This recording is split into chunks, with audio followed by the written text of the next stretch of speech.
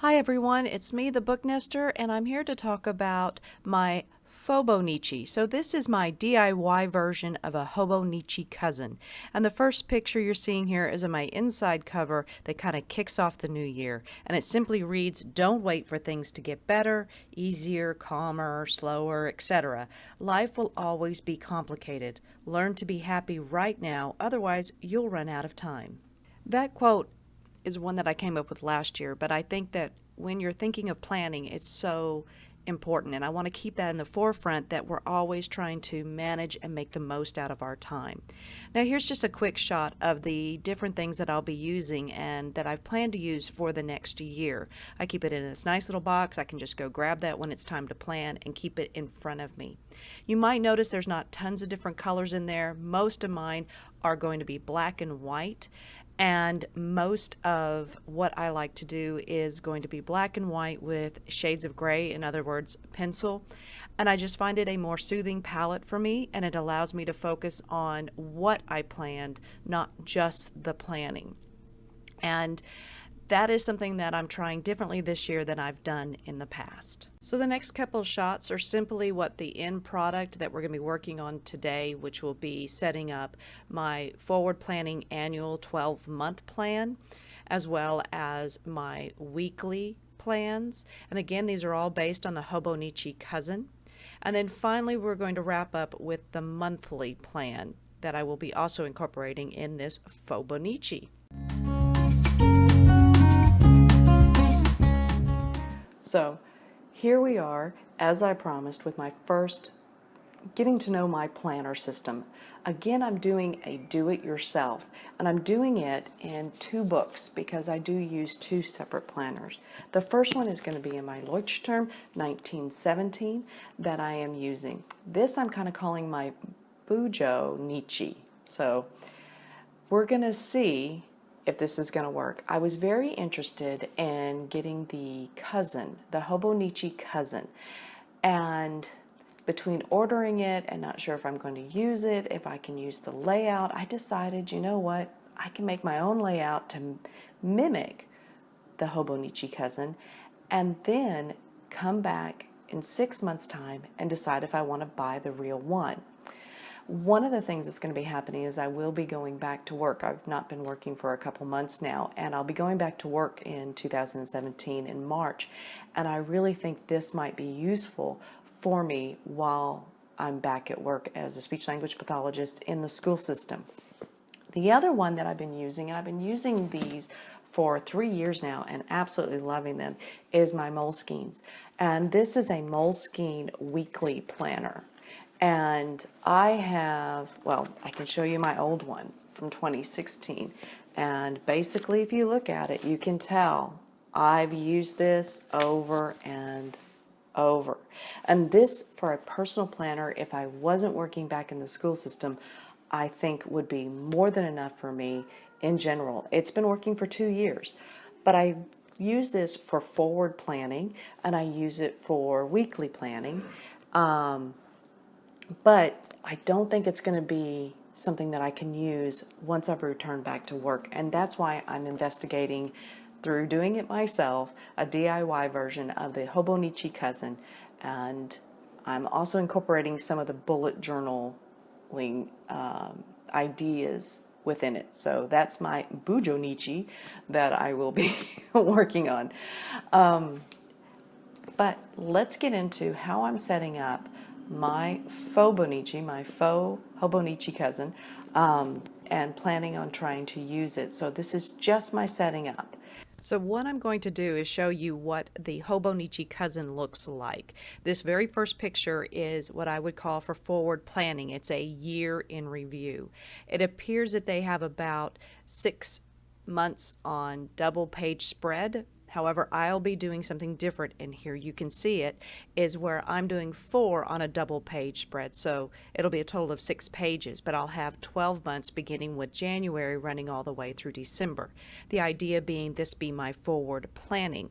Now, the Leuchtturm itself, the one that I'm using, the 1917, I'm going to be able to comfortably get a full 6 months in this Leuchtturm. I've already planned that out.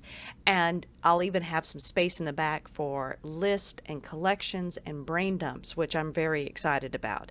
This also works really well because I am in the schools, so I will be finishing by the end of June. So this is a great way for me to be able to do the 6-month test. So why would I need a yearly view, a monthly view, a weekly view, and a day view, which is what the Hobonichi offers? Well, in my job, I have constant meetings and deadlines that I have to hit, and keeping track of when reports are due and when the next time I'm going to do an evaluation is, not to mention all the meetings with parents and administrators. Then you have school holidays, you've got school special events you have to go to. So I have a lot of forward planning that's going to be coming up throughout the year that I have to have a place to put it. My Fauxbonichi here only will go through June, but this allows me to even start putting stuff in for that future, for that next school year. And when it gets to be May and June, those dates are going to have to be put in there. And we're going to know ahead of time what the calendar is. And I need to have all that information at my fingertips. And I need to have some place to be able to put it. So here I'm going to just show you how I do the layout. It is basically pretty straightforward, and I found it very easy to set up, and there's plenty of room. My biggest thing that I love about this is that I'm going to have basically 4 months on each page. And when you're self-employed or a contractor, you know, keeping track of all of your expenses and knowing when you need to get that information to your accountant is important. And even though it's quarterly that I'll be reporting it, it's always the following month. So in this case, not until sometime in April do I have to get my information to my accountant, and there I can actually have a note on this. So this is also going to help me with my business. I do like using the Helix stencil here. I use it all the time. It's got the small squares, it's got the triangles, and I'm also using my micron pen, and that is the 005 micron. Now you will see I use my pencil. When I write these down, I do use my pencil. And I know this looks laborious, but I have a tendency to want to skip days and months. I like to add days and months. And if I did this with my regular pen, going back and wiping it out with a liquid paper or something, being a Leuchtturm, it's not quite a white piece of paper, so it's not as simple as that.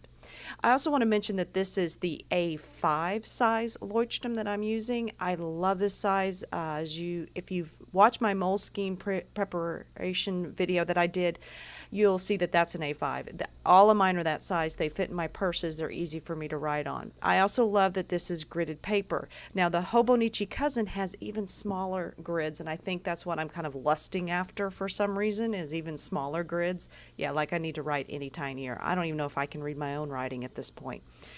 But what I will do in this case is I'm putting in right now, what you see me doing is I'm just putting in some of the main holidays, and obviously I didn't like how I wrote it, so I think I did it print, and this is part of the process and I love it. Another reason to do it in pencil.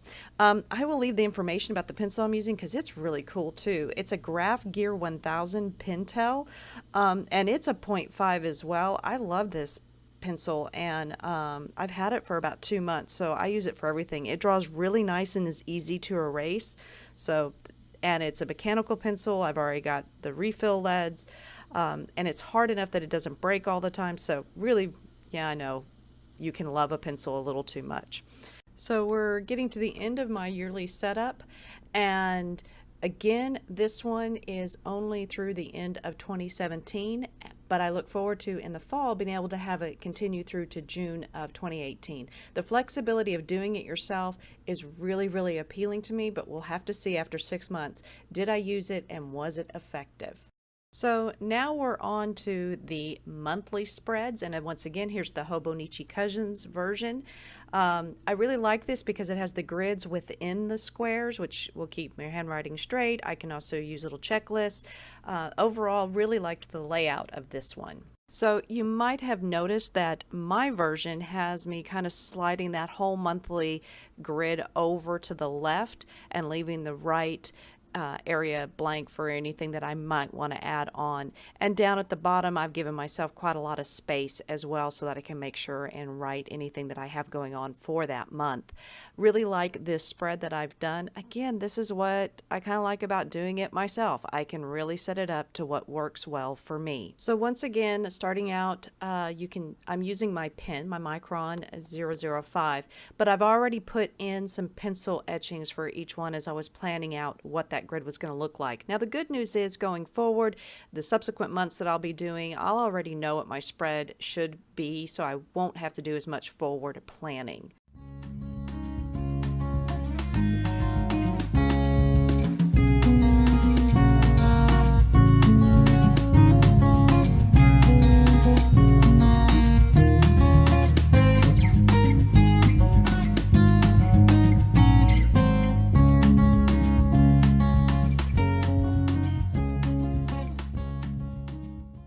Here we are picking up our handy dandy washi tape. Really like how easy it is to tear and stick and reposition, so that's always a good thing. But what I'm using it for here is at the top of the Leuchtturm 1917, each page has this little, it's a light gray, but it says datum/date in each corner.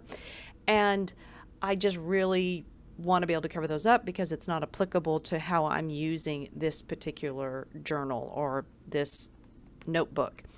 Now, the next thing you see me, I grab my honey inked stickers. I really love these. It's from an Etsy shop. What I like is they're translucent, they're clear, and they're very, very clean. Now, yes, I am having to use tweezers to put them on. Really, sometimes the fact that I feel like I'm really neurotic is scary when you see it on video. But no, anyway, so here it is with the days of the weeks. Once we got to Wednesday, you could see they're very small, but I love the consistency, and I'm really wanting to give this a fair shake. And if I can make it look as professional as I can for myself, then my urge to go out and spend the money and get the Hobinichi Cousin, which, as you'll see, I'm changing my layouts as we're going, may not be the perfect fit. But if I can make it myself and it is a perfect fit, then that's great. So once again, you're going to see that I was putting in the days of the week, and now I'm doing the dates. And they are tiny, but they're very consistent. I don't have to worry about my handwriting on these. And even though this might look like it's laborious, as I said earlier, it's really not. It's kind of actually therapeutic. Okay, so this is a real question for everyone. Who can spy how I messed up? And this is a perfect reason why, doing it in pencil or having these type of things that you might be able to move and change is kind of important. So if you look at the spot with, I believe it's about the 11th, that I missed a day. And of course, that's going to put my numbers completely off. So I had to go back in and actually move them. And it was difficult with those tweezers, but again, this is, I'm learning to be careful about what I'm doing. So this is getting to the end. Now, one of the things I liked is instead of having to put the dates doubled up on one another for those extra 2 days, the 30th and 31st, I was able to give them space. And that's something in other journals and other planners that I've not had that option before. So this is another option that I was able to add in, and it was something that I started doing back whenever I was kind of playing around with this at the end of the year. And it's a month in review page, and this way I can kind of go in, and this is something that a lot of bullet journals are able to do, and I've added in different squares saying what I wanted to remember about, in this case it's December of 2016.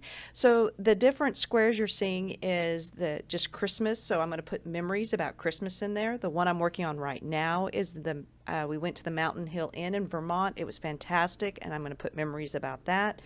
There's December reads, and then the next one is going to be sights of December, so different things that I saw. One of it was SantaCon in New York. I will be avoiding that next year, so it makes sure it tells me that I need to check to see when that's happening. Whew, that was something else. And then I have my books adopted. These are anything I've bought and brought home. And then I have my achievements, and that's always really good reflection to know what you're happy about completing in the month before. And then I have something that I'm calling my mulligans, and finally thoughts for January. All right, I'm going to slow this down and just discuss what those last two items I just mentioned were. These two pages actually are probably the ones I'm most excited about and are the ones you can't find in the Hobonichi Cousin, but that I think is really important for me. And so let's talk about what the heck is a mulligan. If you're not a golfer, you may not be familiar with this term.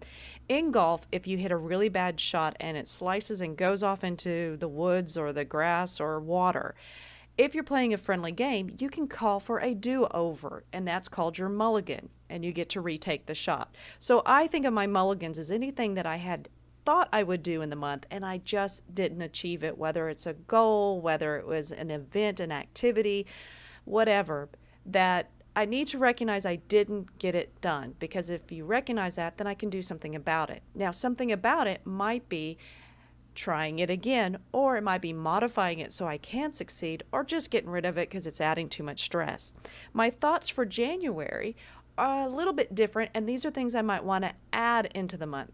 Something I might have seen, so that might be begin a morning routine, or begin planning a reorganization or something like that.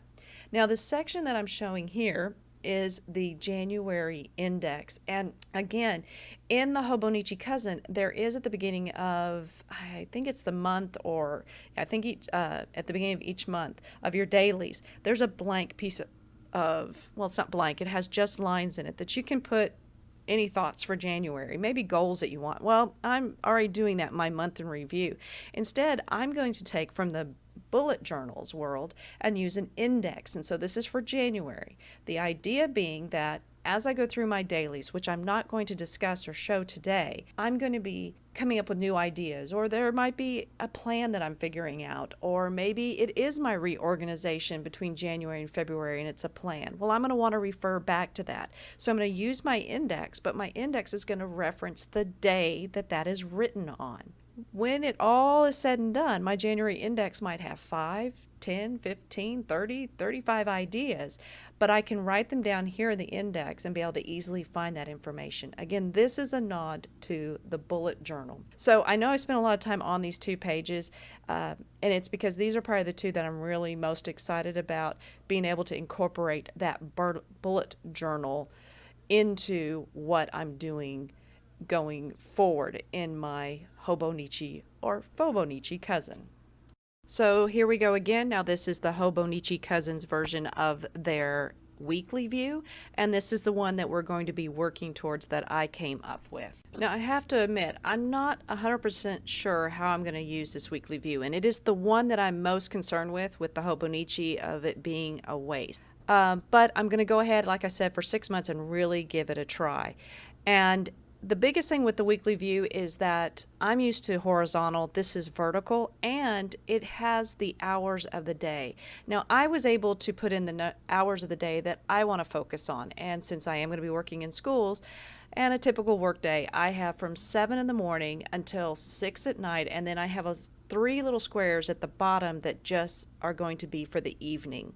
Now, once again, I'm using my day stickers from Honey Inked, and now I'm handwriting in the actual dates, and I think I'm going to continue doing that instead of using the numbers for that, because I want to save my numbers for my monthly spreads. So once again, I'm going down and I am using the pencil first, and then we'll go back in as I am right here with my Micron. It was interesting because I have even toyed with the idea of leaving them in pencil, because that lighter if I'm not using every hour. But I figure for my schedule, it's going to be handy, especially once I do start having a lot of meetings I have to schedule, and any after school activities, and anything like that. And I can also put in my group sessions in this going forward, and I think that's going to be helpful, but we'll have to see how it goes. As I said, this is the one that I'm most skeptical about using. So now I'm just going to let you watch me finish going on. But one thing before I go, if you look over at Saturday and Sunday, I've only put in a half because I'd like to have extra space to put any notes that I might need, and also to add any other embellishment I might want on this page. And since it is the weekend, I can put in what time the meetings. I should not have that many meetings. I better not have that many meetings on the weekends, that's for sure. I don't want to be on a schedule on Saturday and Sunday. Monday through Friday's enough of a schedule. So right here, as you can see, this is where I'm putting them in, and I'm just putting basically like 7, 9, 11, 1, 2, just as guides that I can put in there, but that's really about it. And here I am putting that little extra embellishment that I kind of alluded to. So this is a calendar I got from Muji. I love Muji. Their pins, they've got great stationery as well. And I want to put it in there because I like seeing a place, and as most calendars have, on a weekly spread, you can see the rest of the month. And here I'm being really ridiculous, and I'm going in and highlighting with a red pen the week that I'm currently on. So yeah, again, this video is showing a lot of things of concern for me. And we're just going to keep going in. Now, again, remember how I said that there's the date up at the top, that datum/date? Well, I'm covering it again, but now I'm just using it with fun little stickers that I've had. And I really don't know where I got these from, somewhere off of Etsy. But like that one I just put on said, make it happen. The other one says, start something new. And it's just to cover up those little datum things, because obviously they really bother me. So this is basically where I'm at and finished out with the project. This is what it looked like at the end, and I'll go through it again and show the other ones. But this is how I'm set up for the year, and then I'll be checking in every once in a while for you to see how I'm using it and if it's still working. So I know this is a really long video. I hope you made it all the way through. I hope you found some good ideas. I just wanted to do one that went over the full setup, and then we will split off and we'll see periodically how I've used the weekly, how I'm using the monthly, and we'll reconvene at the end of the month. So again, I hope you found something useful. I hope that you enjoyed this, and we'll be watching for more, because there will be more planner videos coming your way. Thanks for watching. Have a great day.